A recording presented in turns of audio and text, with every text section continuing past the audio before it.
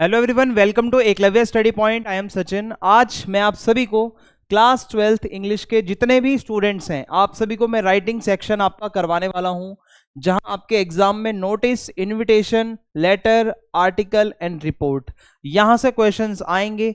मैं आपको सारे फॉर्मेट समझा दूंगा, इजी टिप्स भी बता दूंगा, जिनसे कि आपको बहुत ज़्यादा मदद मिलेगी अपने बोर्ड एग्जाम में राइटिंग सेक्शन करते वक्त। तो चलिए वीडियो को आगे बढ़ाते हैं। अगर आपकी कोई क्वेरी होती है तो आप मुझे इंस्टा पे मैसेज करके पूछ सकते हैं। यूजर नेम आप सभी के सामने दिया हुआ है। और अगर आपको हमारे फ्री पीडीएफ नोट्स डाउनलोड करने हो तो उसके लिए आप हमारा टेलीग्राम ग्रुप ज्वाइन कर लेना। और सबसे पहले जो हमारा आज का टॉपिक है वो है नोटिस राइटिंग। तो भाई नोटिस कैसे लिखा जाता है वो मैं आपको बताऊंगा। तो आपने कभी अपने स्कूल में देखा होगा एक नोटिस बोर्ड लगा होता है। नोटिस बोर्ड में क्या है कि भाई कोई भी ऐसी इन्फॉर्मेशन है जो ज़्यादा से ज़्यादा लोगों तक पहुंचानी होती है, उसमें लिखा होता है भाई ये इन्फॉर्मेशन है, या कोई भी इवेंट होने वाला है, यहाँ पे होगा, ये वेन्यू है, ये टाइम है। तो उसमें आप बहुत ही कम वर्ड्स में 50 वर्ड्स के अंदर अंदर अपनी बात को ख़त्म करते हो। तो नोटिस इसी तरीके की एक इन्फॉर्मेशन है, पब्लिक इन्फॉर्मेशन। तो देखिए होता क्या है। तो आपकी जो राइटिंग सेक्शन है उसके अंदर मैं आपको बताऊं, नोटिस में 1 नंबर का फॉर्मेट है, 2 नंबर का कंटेंट है, आपकी स्पेलिंग और ग्रामर के 1 नंबर है। तो इस तरीके से एक बॉक्स आपको बनाना होता है। जो नोटिस का फॉर्मेट होता है वो मैं आपको समझा दूं। सबसे पहले name of organization, for example आपके स्कूल का नाम है डीपीएस द्वारका, तो आप अपने स्कूल का नाम लिखोगे। अगर स्कूल कोई भी नोटिस इश्यू करता है उसके बाद में आप सेंटर में ही हेडिंग लिखोगे नोटिस, ठीक है। इस तरीके से ये नोटिस आ जाएगा। फिर लेफ्ट साइड में आप डेट लिखोगे, ठीक है। डेट लिखते समय याद रखना ये वाली डेट नहीं लिखनी कि 23/2/2025, ये वाली चीज़ नहीं चलती यहाँ पे। मैं आगे आपको बताऊंगा कि डेट का कौन सा फॉर्मेट चलता है। उसके बाद आप हेडिंग लिखोगे अपनी कि किस टॉपिक के ऊपर आपको नोटिस लिखना है। फिर आप डिटेल्स लिखोगे नोटिस के अंदर की, और फिर लेफ्ट साइड में कॉर्नर में नीचे जाके आप सिग्नेचर करेंगे जिस नाम से आपको नोटिस लिखने के लिए क्वेश्चन में कहा गया है। फिर आप नाम बता दोगे जो भी होगा उसमें डेजिग्नेशन कि आप क्या हो, जैसे कि for example head boy, head girl, जो भी है। तो इस तरीके से ये पूरा स्ट्रक्चर होता है नोटिस का। तो देखो सबसे पहले मैं आपको बताऊं क्या चीजें ध्यान में रखनी है। Use the word notice followed by the name of the organization, ठीक है।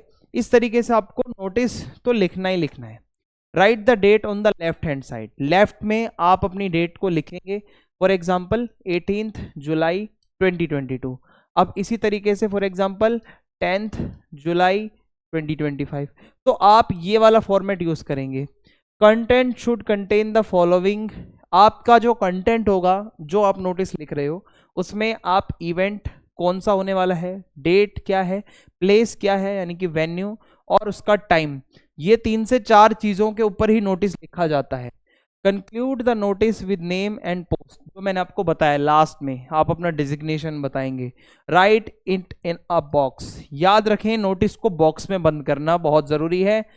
एंड वर्ड लिमिट फॉलो करना, 50 वर्ड्स के अंदर अंदर आपका नोटिस खत्म हो जाना चाहिए। तो ये नोटिस का सिंपल सा फॉर्मेट रहता है, इसमें कुछ ज़्यादा आपको सोचने की ज़रूरत है नहीं। फिर आता है अपना इनविटेशन एंड रिप्लाई। मान लो किसी चीज़ का इनॉग्रेशन होना है, आपको इनविटेशन आएगा। किसी की शादी होनी है, आपको इनविटेशन आएगा। किसी की एनिवर्सरी का कुछ है, ऐसा इवेंट है, तो आपको इनविटेशन आ सकता है। बर्थडे पार्टी है, उसका इनविटेशन आ सकता है। तो अक्सर होता क्या है, इनविटेशन तो हमें आते हैं पर हम रिप्लाईज नहीं देते हैं ना। टिपिकल हम जो इंडियन लोग होते हैं, हमारे पास कार्ड तो आ जाते हैं इन्विटेशन, बट हम रिप्लाई नहीं देते उनको वापस से। रिप्लाई भी देना होता है भाई कि हाँ हम आ पाएंगे या नहीं आ पाएंगे, तो उससे सामने वाले को भी लगता है कि हाँ भाई मेरी कुछ कदर हुई है।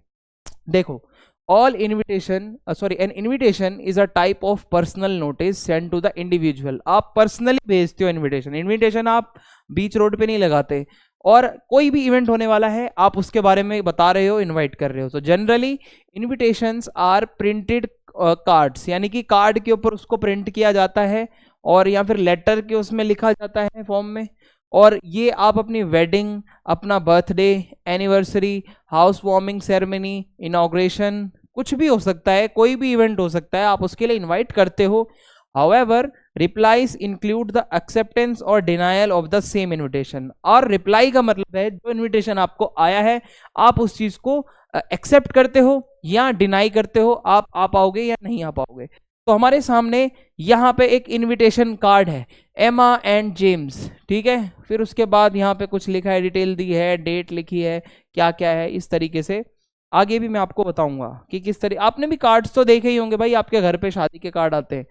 तो अब जो इनविटेशन होता है आपका, वो दो तरीके का होता है, फॉर्मल होता है और एक होता है इनफॉर्मल। फॉर्मल इनविटेशन है तो ऑब्वियसली इसमें जो लैंग्वेज यूज होगी, जो टर्म्स यूज होंगे वो बहुत ज़्यादा फॉर्मल होंगे। जो इनफॉर्मल इनविटेशन है वो family and friends, known once, loved ones, उनको आप भेजते हो। तो अगर मैं आपको बताऊं, इनविटेशन एंड रिप्लाई, इसमें 1 नंबर फॉर्मेट का, 2 नंबर कंटेंट के, और स्पेलिंग एंड ग्रामर का 1 नंबर है। तो कार्ड टाइप अगर आप लिखते हो फॉर्मल इनविटेशन, तो होगा क्या यहाँ पे मैं आपको बताता हूँ। A single sentence presentation in third person and line punctuation skipped, use the simple present tense, answer the questions who, whom, when, where, what time and for what, include name and address of the organizer, host and the name of special invitees if any। होता क्या है कि आप जब एक card के form में, ठीक है, मान लो कोई भी एक कार्ड है, आप किसी को फॉर्मल इनविटेशन लिखते हो, तो आपको ध्यान रखना है कि जो आप वर्ड यूज करोगे, सेंटेंस बनाओगे, वो सिंपल प्रेजेंट टेंस में ही बनाओगे। और इसके अलावा आप कुछ क्वेश्चंस के ऊपर वहां पे बात करोगे कि who, whom, when, where, what time and for what. Invitation किसका है, कौन इनवाइट कर रहा है, कब होने वाला है वो इवेंट, कहाँ पे होने वाला है, और उसके बाद अपना नाम लिखोगे, जो भी होस्ट है, जो ऑर्गेनाइजर है इवेंट का, दैट्स इट। तो अगर मैं आपको बताऊं, नेम ऑफ होस्ट आ जाएगा इसमें, फॉर्मल चीज़ें आप लिखोगे सिर्फ, कुछ भी इनफॉर्मल नहीं होना चाहिए। इनवाइट क्यों कर रहे हो, डेट एंड टाइम क्या है, वेन्यू क्या है, अगर कोई स्पेशल गेस्ट है तो उसका नाम लिख सकते हो, RSVP लिख सकते हो कि आप रिस्पॉन्ड करो जल्दी से जल्दी, हम वेट करेंगे आपके रिस्पॉन्स का, और कॉन्टैक्ट डिटेल लिख सकते हो। तो इस तरीके से आपका कार्ड टाइप में ये फॉर्मल इन्विटेशन बन जाता है, ठीक है। अब मैं अगर आपको आगे लेके चलूँ, तो देखो फॉर्मल में थोड़ा सा और डिटेल में चलते हैं। तो this type of invitation can be written in 2 forms. मैंने आपको बताया था पीछे, कार्ड वाला तरीका होता है कि एक तो आपने भाई कार्ड है कोई इनविटेशन का, उसमें लिखा है, और दूसरा होता है लेटर, कि आप एज अ लेटर किसी को भेजते हो एनवलप में डाल के, और कि हाँ भाई हम आपको इस चीज़ के लिए इन्वाइट कर रहे हैं। तो formal invitation are use to invite people using formal and crisp language, ठीक है, याद रखना है बहुत लैंग्वेज यहाँ पे फॉर्मल ही होनी चाहिए आपकी।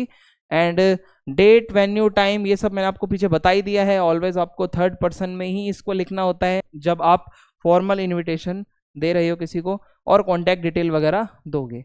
जैसे कि मैं आपको एक एग्जाम्पल देता हूँ, request the pleasure of your company on the occasion of annual sports day at 4 p.m. Monday 4th November 2022 at the school auditorium, या इसको 2025 भी आप लिख सकते हो, ठीक है। आपने यहाँ पे सबसे पहले बताया कि ओकेजन क्या है, एनुअल स्पोर्ट्स डे है, वेन्यू आपने बता दिया स्कूल ऑडिटोरियम है, टाइम आपने बता दिया, व्हेन कब है ये आपने बता दिया, और चीफ गेस्ट, स्पेशल गेस्ट जो है उनका नाम आपने बता दिया। फिर आपने लेफ्ट साइड में लिख दिया RSVP, आप इस पर रिस्पॉन्ड करें, principal, DPS Dwarka, phone number. तो ये एक फॉर्मल इनविटेशन है, और ये जो इनविटेशन था ये एक कार्ड के फॉर्म में था तो आपने देखा, ठीक है। इसी तरीके से आप एक लेटर के फॉर्म में भी लिख सकते हैं, ठीक है। यहाँ पे पूरा लिखा हुआ है कि भाई the principal, staff and the students of DPS Dwarka, कौन है ऑर्गेनाइजर, उसका नाम वहां पे सबसे टॉप पे लिखा हुआ है। अब मैं आपको इनफॉर्मल इनविटेशन के बारे में बताऊं, तो this type of invitation can also be written in 2 forms. आप इनफॉर्मल भी अगर किसी को इनवाइट करते हो तो वो भी कार्ड में या लेटर, दोनों तरीके से आप दोनों फॉर्म्स में कर सकते हो। और इनफॉर्मल इनविटेशन आप उनको इनफॉर्मली इनवाइट करते हो, फ्रेंडली और मतलब एक वार्म टोन में इनवाइट करते हो, जो आपके नोन वंस हैं, आपके क्लोज वंस हैं। तो इसमें भी आप डेट बताओगे, वेन्यू बताओगे, टाइम बताओगे इवेंट का, और इसको आप हमेशा थर्ड पर्सन में ही लिखोगे, कॉन्टैक्ट डिटेल्स आप दोगे। तो बहुत सिंपल है, इनविटेशन में यही सब चीज़ें होती हैं मेनली। तो यहाँ पे देखो मैं आपको एक इनफॉर्मल इनविटेशन का एग्जाम्पल देता हूँ। cordially invites you to the occasion of the 18th birthday of their son सक्षम शुक्ला, ठीक है। अब यहाँ पे क्या लिखा हुआ है, मिसिस एंड मिस्टर शुक्ला ठीक है, जिनके बेटे सक्षम शुक्ला का 18th बर्थडे है वो आपको इनवाइट करते हैं। यहाँ पे आपकी डेट टाइम सब लिखा हुआ है, एड्रेस लिखा हुआ है, लेफ्ट साइड में RSVP लिख दोगे, यानी कि आप जल्दी से जल्दी रिस्पॉन्ड करें जिसको भी आप इनविटेशन भेज रहे हो, अनिल शुक्ला और मोबाइल नंबर। तो इस तरीके से ये आपका इनफॉर्मल इन्विटेशन हो जाता है। ठीक है, आगे बढ़ते हैं। अब अगर आपको लेटर फॉर्म में लिखना है तो आप कैसे लिखोगे? F45 Janata flats Delhi 15th of March 2021 Dear Sachin, I am really happy to invite you on the special celebration of my brother passing his examination of CBSE class 12 with 95%. We are thrilled to hold the event to celebrate his success. I want your lovely presence at the event. ये informal invitation था जो कि लिखा गया letter के form में, है ना। लेटर इसी तरीके से आप लिखते हो, तो सिंपल सी बात थी, ये लेटर क्या फॉर्मेट हो जाएगा। अब देखो यहाँ पे थोड़ी सी चीज़ें मैं आपको और बता देता हूँ। जब भी आप इनविटेशन कार्ड बनाते हो तो उसकी बॉडी कैसे दिखती है, कुछ इस तरीके से। सबसे पहले तो टॉप पे आपको लिखना होता है नेम ऑफ द ऑर्गेनाइजर, कौन ऑर्गेनाइजर है वो आप बताओगे।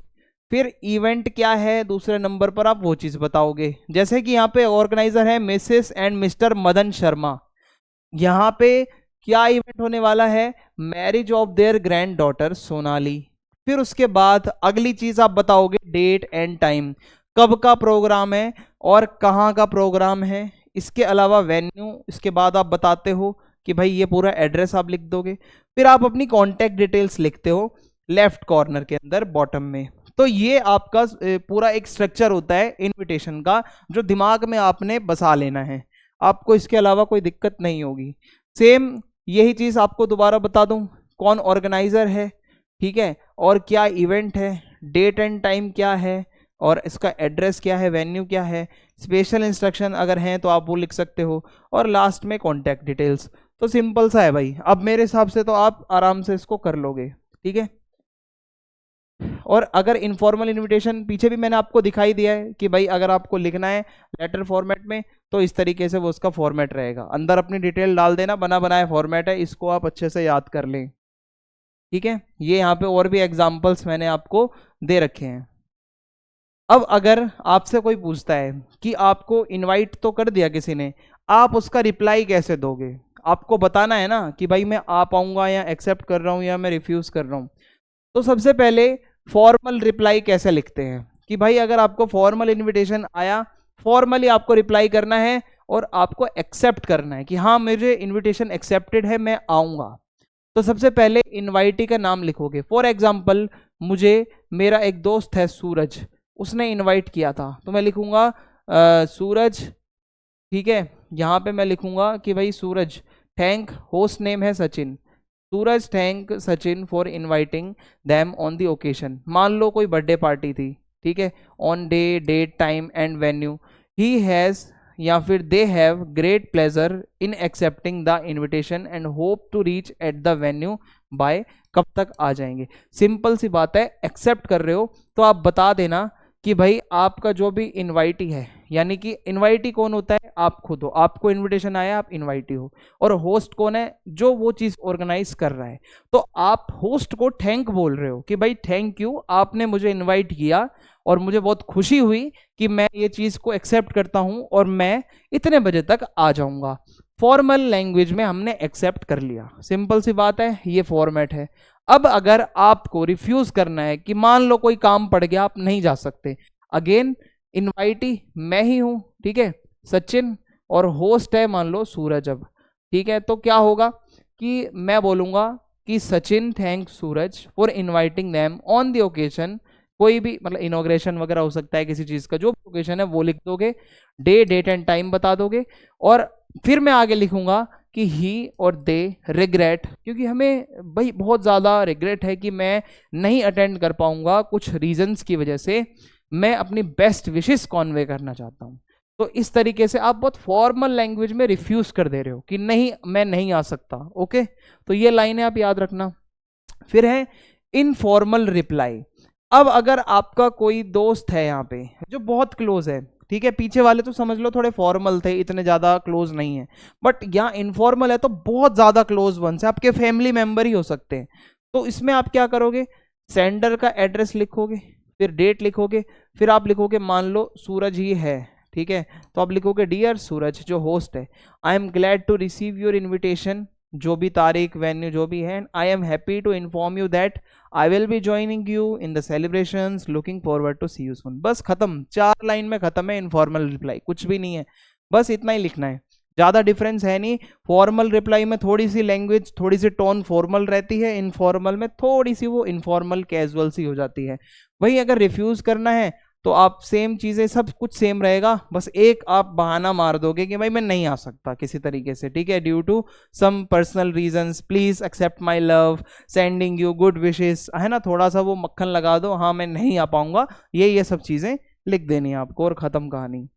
अब आपका अगला टॉपिक है लेटर टू एडिटर। ये आपका बहुत ही इजी है भाई, न्यूज़पेपर के एडिटर होते हैं, आप चाहते हो कि उसमें मैं अपना कोई इशू है जो वहाँ पे पब्लिश करवाना चाहता हूँ, जिससे कि अथॉरिटीज़ का ध्यान, नेताओं का ध्यान उस इशू की तरफ जाए, उसमें कोई भी पब्लिक इशू के ऊपर आ सकता है, पॉल्यूशन हो सकता है, या आपके पार्क के आसपास कचरा हो रहा है उस पर हो सकता है, या आपकी कोई आसपास की नदी गंदी हो रही है उस पर हो सकता है, पानी सही से नहीं आ रहा है आपके एरिया में तो उसके बारे में आप अथॉरिटीज़ को बता सकते हो कि भाई ये इस एरिया में बहुत दिक्कत रहती है, रोड में गड्ढे हैं, पानी भरा रहता है, ड्रेनेज अच्छा नहीं है, तो आपके ऊपर मतलब तो भी आपको लिखने को कह सकता है।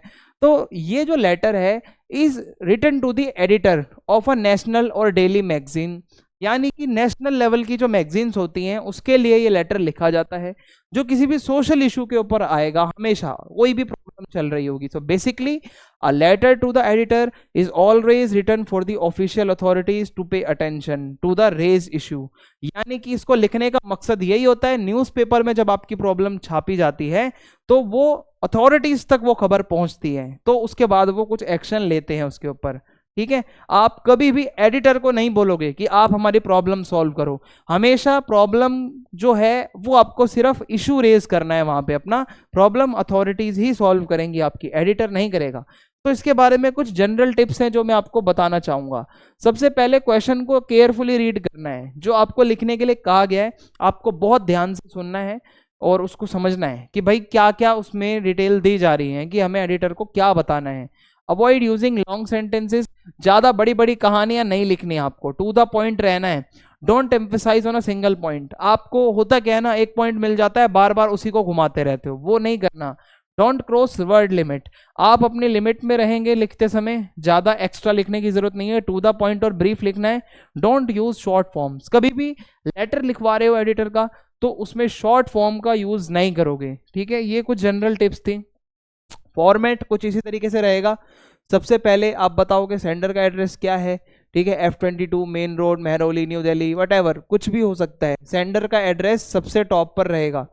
फिर उसके बाद आएगी आपकी डेट, ठीक है, डेट का फॉर्मेट ये वाला चलेगा, मैंने आपको बताया वो डंडे डंडे मार के वो वाला फॉर्मेट नहीं चलता आप, ठीक है, वो करोगे तो गलत हो जाएगा, नंबर कटेंगे। फिर है रिसीवर का डेजिग्नेशन और उसका एड्रेस, तो रिसीवर का जो डेजिग्नेशन है ऑब्वियसली एडिटर है, उसका एड्रेस आपको दिया होगा, ठीक है, जब आपका क्वेश्चन आएगा। फिर आप सब्जेक्ट बताओगे कि किस सब्जेक्ट पे आप फोकस करवाना चाहते हो, उसका कुछ भी हो सकता है, pollution in my area whatever. फिर उसके बाद आप एक सैल्यूटेशन लिखते हो, एक इज्जत दिखाते हुए कि रिस्पेक्टेड सर, जो एडिटर है वो सर या मैम कुछ भी हो सकता है।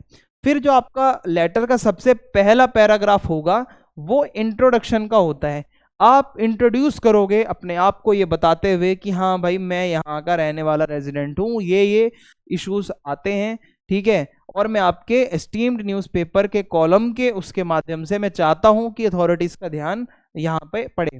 पैराग्राफ 2 में जब आप आओगे तो आप डिटेल दोगे टॉपिक की कि उसके कॉजेस क्या हैं, उसके क्या क्या इफेक्ट हो रहे हैं उस प्रॉब्लम से। फिर आप पैराग्राफ 3 पे जब आते हो तो आपको सजेशन दे सकते हो, रिक्वेस्ट कर सकते हो, सॉल्यूशन के बारे में पूछ सकते हो, एक होप कर सकते हो कि हाँ अथॉरिटीज इसको पढ़ेंगी, जल्दी से जल्दी एक्शन लेंगी। और लास्ट में आप थैंक यू लिख के योर्स ट्रूली और अपना नाम लिख के अपना लेटर खत्म कर दोगे। आपको इसको बॉक्स में नहीं लिखना, ये सिर्फ ऐसे बॉर्डर बना हुआ है, लेटर बॉक्स में नहीं लिखना, आपको सिंपल लिखना है जैसे लिखते हो। ये फॉर्मेट है पूरा का पूरा, लेफ्ट साइड में रहेगा इस साइड। ये नहीं है कि आप एड्रेस इधर लिख रहे हो तो आप सर मैम उस साइड लिख रहे हो, नहीं, सब लेफ्ट के साथ ही चलता रहेगा, ये आपका फॉर्मेट रहेगा, ठीक है। तो देखो अब मैं आपको एक बना बनाया फॉर्मेट देता हूं। अगर आपका कोई भी लेटर आता है, एडिटर के ऊपर आता है, और आपको कोई भी टॉपिक दे दिया जाता है, तो आप उसमें ये एटलीस्ट याद कर लो, आपको बहुत हेल्प मिलेगी। सबसे पहले आप सेंडर एड्रेस लिख देना जो क्वेश्चन में दिया होगा, डेट लिख देना क्वेश्चन में दी होगी, नहीं दी तो उसी दिन की लिख देना जिस दिन पेपर है। फिर उसके बाद द एडिटर, न्यूज़पेपर का नाम लिख देना, लिखा होगा क्वेश्चन में, सिटी लिख देना, नहीं लिखी तो दिल्ली लिख देना, या जो भी आपको एरिया है वो लिख देना। सब्जेक्ट रिगार्डिंग, आपको किस बारे में लिखना है वो आपके क्वेश्चन में दिया होगा। फिर उसके बाद सर या मैम, आप ये लाइनें डिटो रट लो। Through the column of your esteemed newspaper I wish to draw the attention of the authorities concern toward the issue of. अब इशू है, मान लो कि आसपास साफ सफाई नहीं हो रही है, तो ये इशू किसका है, एमसीडी का है। तो आप एमसीडी को यहाँ पे टैग करते हुए लिख सकते हो कि भाई ऐसे ऐसे है, कचरा बहुत ज़्यादा है, ठीक है, डंपिंग साइट बना रखा है हमारे एरिया को, तो और उसके कॉजेज क्या हैं, उसके इफेक्ट्स क्या हैं वो बता देना।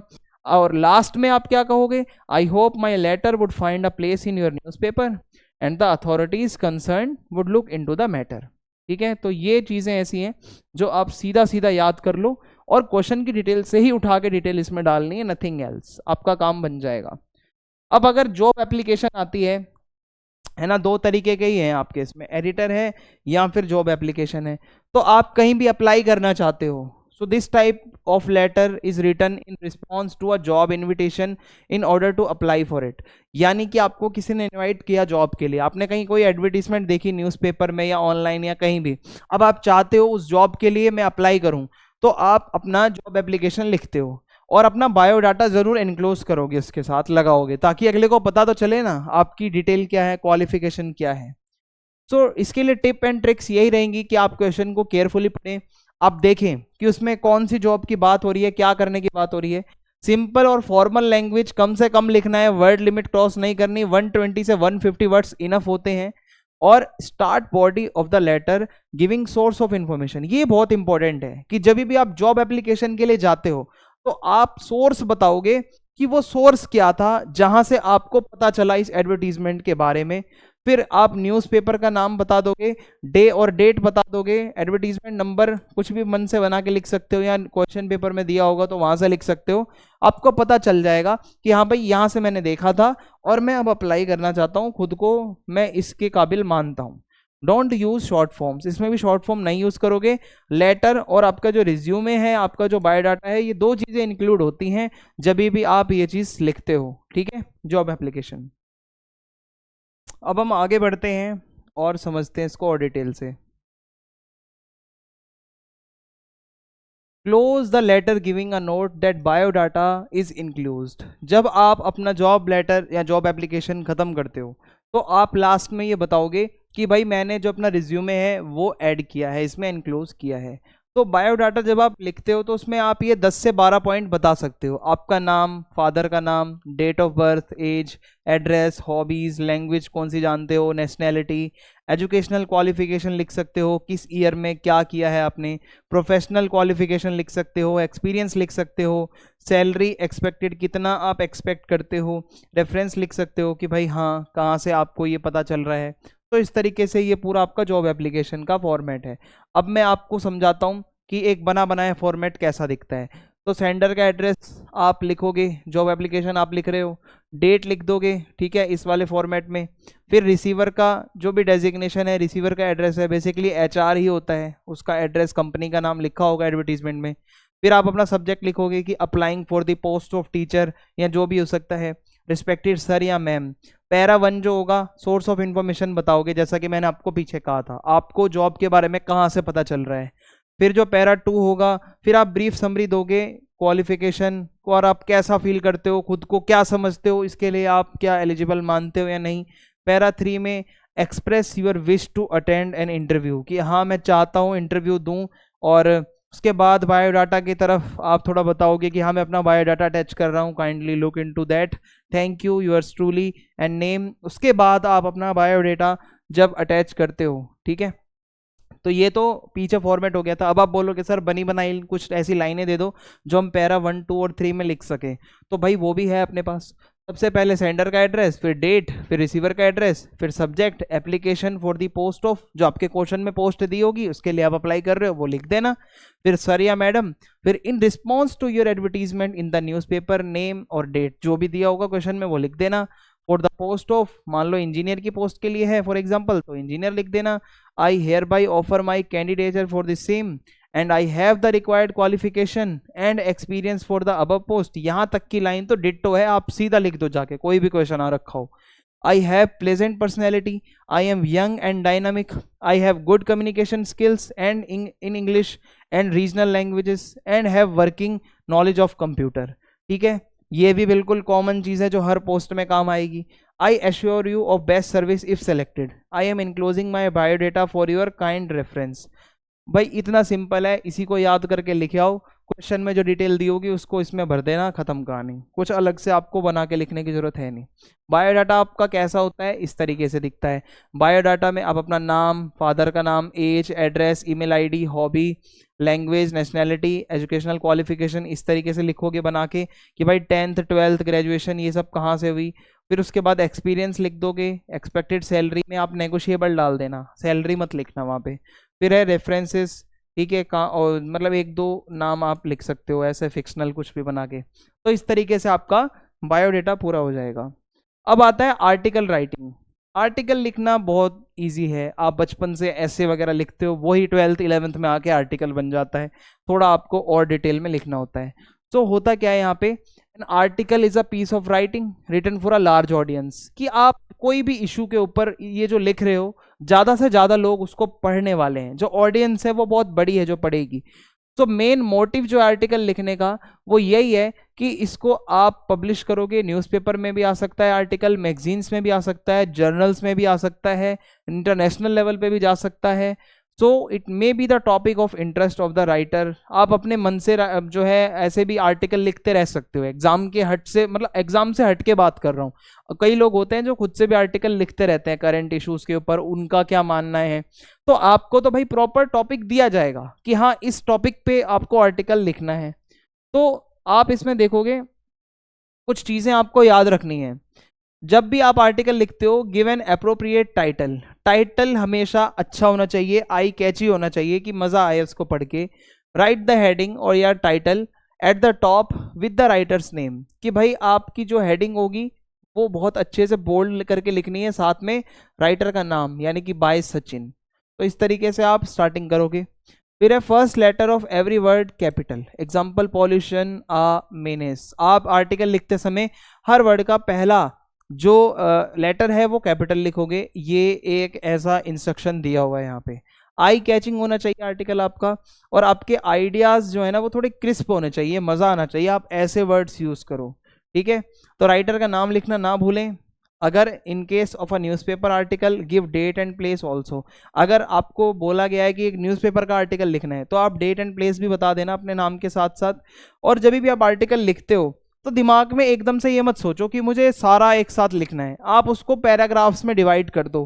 ठीक है, 3 से 4 पैराग्राफ बना दो अपने सब्जेक्ट मैटर के, फिर आप उसको आगे तोड़ तोड़ कर लिखो। जैसे सबसे पहले पार्ट 1 बना दो, उसमें आप इंट्रोडक्शन दो, बिगिनिंग करो, आप जो भी इशू है जो भी टॉपिक है उसके बारे में बेसिक एक जानकारी दो सबको कि भाई किस बारे में आप लिखने जा रहे हो। फिर पार्ट 2 में जो है ये सबसे ज्यादा इंपॉर्टेंट पार्ट होता है आर्टिकल का, इसमें आप एनालाइज करोगे पूरे आर्टिकल को, जहां पे आप बताते हो कि क्या कॉजेज हैं, क्या उस चीज के इफेक्ट हैं। ठीक है, अगेन मान लो पॉल्यूशन के ऊपर ही आता है आर्टिकल लिखने को, तो एयर पॉल्यूशन है इन दिल्ली, तो आप उसके कॉजेज बताओगे, इफेक्ट बताओगे, प्रॉब्लम क्या हो रही है उससे, उसके consequences, positive negative effect, related information. और ज़्यादा यह हो सकता है कि अभी ट्रेंड में एआई है तो आपका एआई के ऊपर कुछ आ जाए कि भाई आर्टिफिशियल इंटेलिजेंस है वो कितना सही है हमारे लिए, उसके क्या इफेक्ट हो सकते हैं नेगेटिव पॉजिटिव, मतलब पूरा एनालाइज करके बताओगे, पॉजिटिव भी चीज़ें बताओगे नेगेटिव भी बताओगे, बैलेंस होना चाहिए आर्टिकल में। फिर जब पार्ट 3 पे पहुंचोगे तो कंक्लूड कर दोगे, जहां पे आप कुछ सजेशंस बता दोगे कि हाँ भाई एआई अच्छा तो है बट लिमिट में यूज़ होना चाहिए, इसके गलत यूज़ नहीं होने चाहिए। ठीक है, अब जैसे कि मान लो एक यहाँ पे आर्टिकल था मेक इन इंडिया, कि हम अपने इंडिया में ही सब कुछ करें, सेल्फ सफिशिएंट इकोनॉमी बने, तो make in India article by Neha. ठीक है।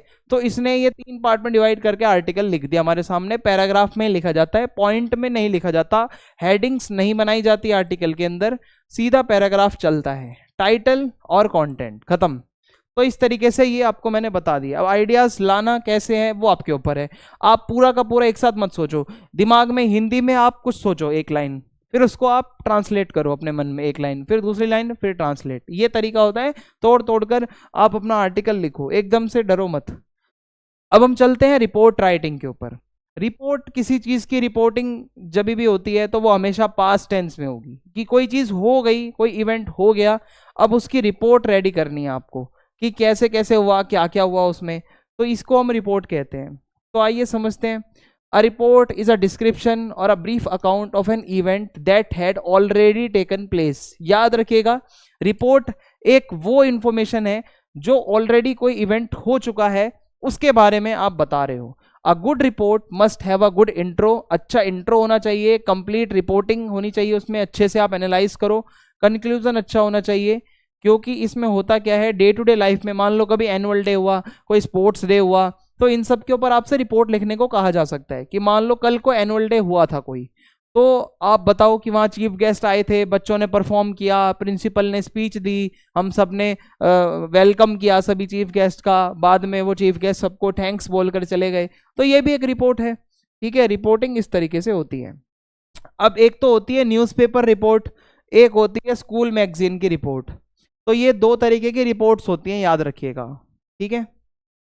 A good report should present all the necessary information. एक अच्छी रिपोर्ट वही है जिसमें सारी इंफॉर्मेशन प्रेजेंट हो। Right in indirect speech and passive voice, हमेशा याद रखिएगा पैसिव वॉइस में ही आपको लिखना है और आपको पास्ट का ही यूज करना है लिखते समय। Write in the third person form and avoid using me और यू।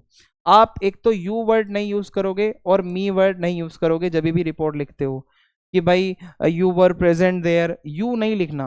ठीक है, यू कभी भी नहीं लिखोगे।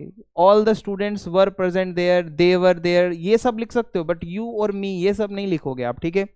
कंटेंट में आप रिपोर्ट में बेसिकली आपको लिखना क्या है, मन में आएगा। अब मान लो एनुअल डे की रिपोर्ट है, तो आप बताओगे what, when, where, why, who, how. ये 4 से 5 चीजें दिमाग में रख लो, इसी को बनाते जाओ। व्हाट यानी कि हुआ क्या था, एनुअल डे हुआ था, कब हुआ था, कैसे हुआ था, कहाँ हुआ था, ऑडिटोरियम में हुआ था, कौन कौन आया था, ये सारी चीजें आपको दिमाग में रखनी होती हैं। ठीक है। न्यूज़पेपर रिपोर्ट जब आप लिखते हो, याद रखना, न्यूज़पेपर के लिए अगर कोई रिपोर्ट लिखते हो तो उसमें क्या फॉर्मेट होता है, आपकी हेडिंग लिखी जाएगी, नेम ऑफ द रिपोर्टर। ठीक है, कोई भी हेडिंग हो सकती है, रिपोर्टर का नाम हो सकता है, डेट एंड प्लेस लिखा जाएगा, उसके बाद आगे की घटना जो भी हुई, जो आपने रिपोर्ट करी है वो बताओगे। तो न्यूज़पेपर रिपोर्ट में आप बताते हो व्हाट, हुआ क्या है, व्हेन, कब हुआ, वेयर, कहाँ हुआ, हाउ एंड वाई। अगर आपको पता है, कोई खबर मिली है कैसे हुआ और क्यों हुआ, तो आप वो भी लिख दो। पीपल इन्वॉल्व, कितने लोग उस घटना में शामिल थे, आई विटनेस कौन था।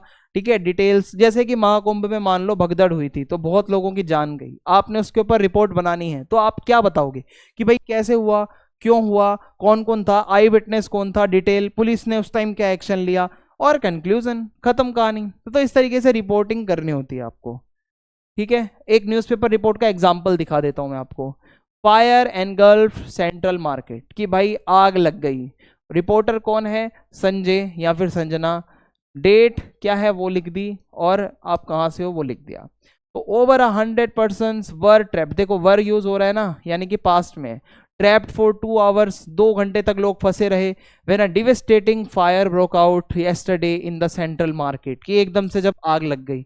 समझ रहे हो, आपको समझ आ गया होगा कि पास्ट में कोई इवेंट हुआ है, आप उस चीज को ही बता रहे हो। ठीक है। और ऐसा तड़कता भड़कता बना के बताओगे कि सामने वाले को भी अच्छा लगे पढ़ के कि हाँ आपने रिपोर्टिंग में अच्छे से फैक्ट्स बताए हैं। अगर स्कूल मैगजीन रिपोर्ट की बात है तो कोई फंक्शन होगा, स्पोर्ट्स डे होगा या कुछ भी हो सकता है। ठीक है। डेट, टाइम एंड प्लेस बता दोगे, इवेंट क्यों हुआ है वो बता दोगे, चीफ गेस्ट के बारे में बता दोगे, और लास्ट में वो थैंक यू करके चला गया, कंक्लूड कर दोगे। ठीक है। तो इसी तरीके से स्कूल मैगजीन का जो फॉर्मेट होता है रिपोर्ट का, उसमें हेडिंग होगी और सिर्फ राइटर का नाम होगा और कुछ नहीं होगा, डेट, टाइम वो सब लिखने की जरूरत नहीं है, वो सब न्यूज़पेपर वाले में होगा। तो देखो, water conservation seminar held at DPS Dwarka. मान लो डीपीएस द्वारका स्कूल है, वहां पे वाटर कंजर्वेशन के ऊपर कोई सेमिनार हुआ था, तो ये तो आपकी हेडिंग हो जाएगी जो आपने लिख दी।